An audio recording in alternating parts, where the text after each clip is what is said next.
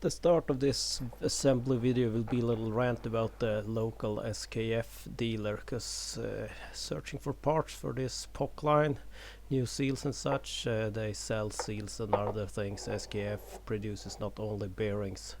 And I found guide rings at a perfectly suitable size for this application. But no, they were only for the US market, and minimum order was 10 of them. I didn't even get a price estimate for that, and I would have needed 20 and only use 4 of them because I needed 2 different sizes from this US market only sizes, so that annoyed me a bit.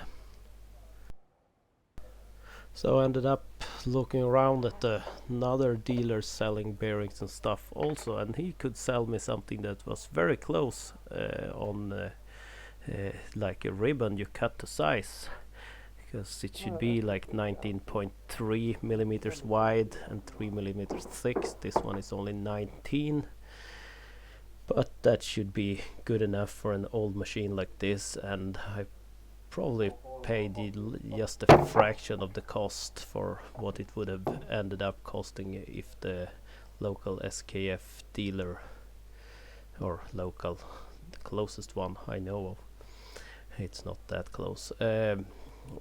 After some careful measuring, the easiest way, you could see me, I tried the Dremel, but it was pretty tough to cut, so a sharp knife and a hammer turned out to be the best way to cut this to length.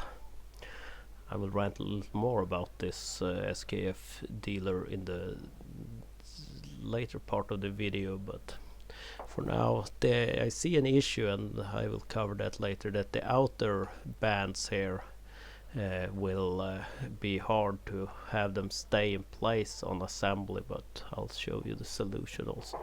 The inner ones, once cut to a proper size, were kind of staying in place by themselves, so they should slide in there. It's quite a nice bevel where things need to slide in and on. Spent a little time cleaning up some small damages on the piston rod.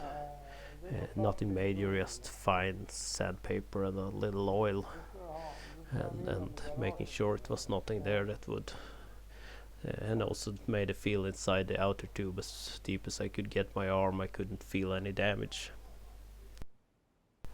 So cleaned up the piston head a little. Now more ranting, because I tried ordering the seal on the piston head. Here is a little odd in today's standard. I couldn't really find anything online that I usually do after some searching, but my local SKF dealer, again I'm ranting about, they could source something out. It was a bit on the pricey side, but I said go ahead.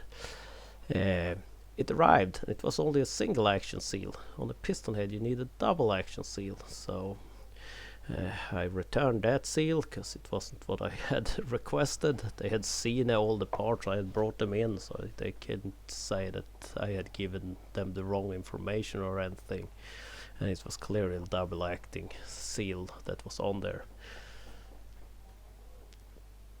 The solution they could come up with would be a custom built seal, and the price would have been almost twice what the price I had for that single action seal that I already felt was on the expensive side. So that wasn't really an option, so I had to start digging around, and that company that could dig up the guide ring material could also provide a seal for a third of the cost for that first price, that faulty seal. So I think I have a new company that's my go-to place when it comes to bearings, seals and other things. But other than that, the assembly went on quite easily. It was a little tricky. The first lid with that dust seal that was pressed in using the bench vise, and then the old part of a bearing, I think it was, and then the lid assembly itself needed a little hammering, and we had to place it upright. I think that's because of the guide rings that are not like custom fitted, that required a little hammering for them to actually sit in place. Then the piston head itself could be put in place, and here it was kind of loose when we took it apart, and I didn't see it as possible to tighten it up to a further hole where that lock pin could be put in place, so we tightened it up to here and put the lock pin in and the lock ring holding that pin in place, and then it's needed some rigging for us to be able to start putting the piston into the cylinder itself.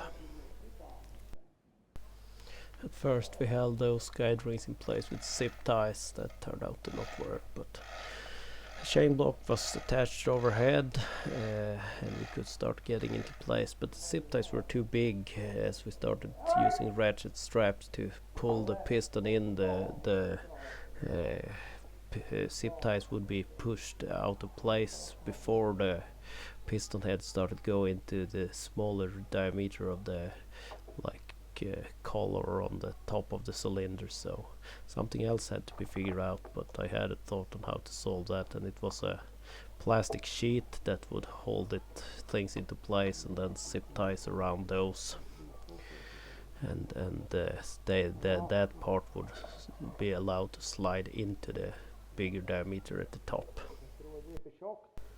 Turned out the piston was a little too low, so we had to bring it down and add some more material underneath the support for it and give it another go, ensuring that that plastic guide went inside the cylinder itself. And once we were happy with that, we ensured it was properly lined up, and then some tension on it with the ratchet straps, and then started tapping at the back of it, and it started moving nicely.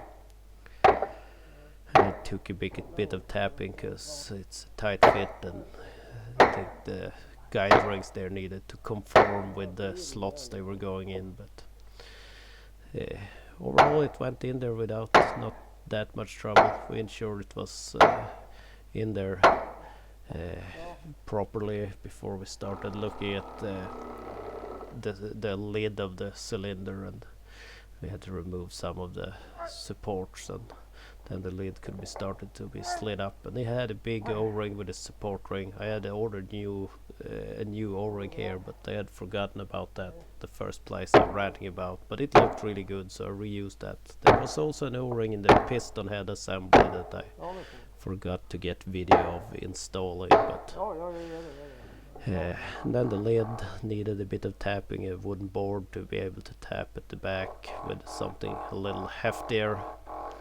and then started tightening up the lid, just 2 bolts going back and forth to start with. Some Loctite on all the bolts, tightened a few more before removing the first 2 and adding Loctite to them, also just the blue stuff.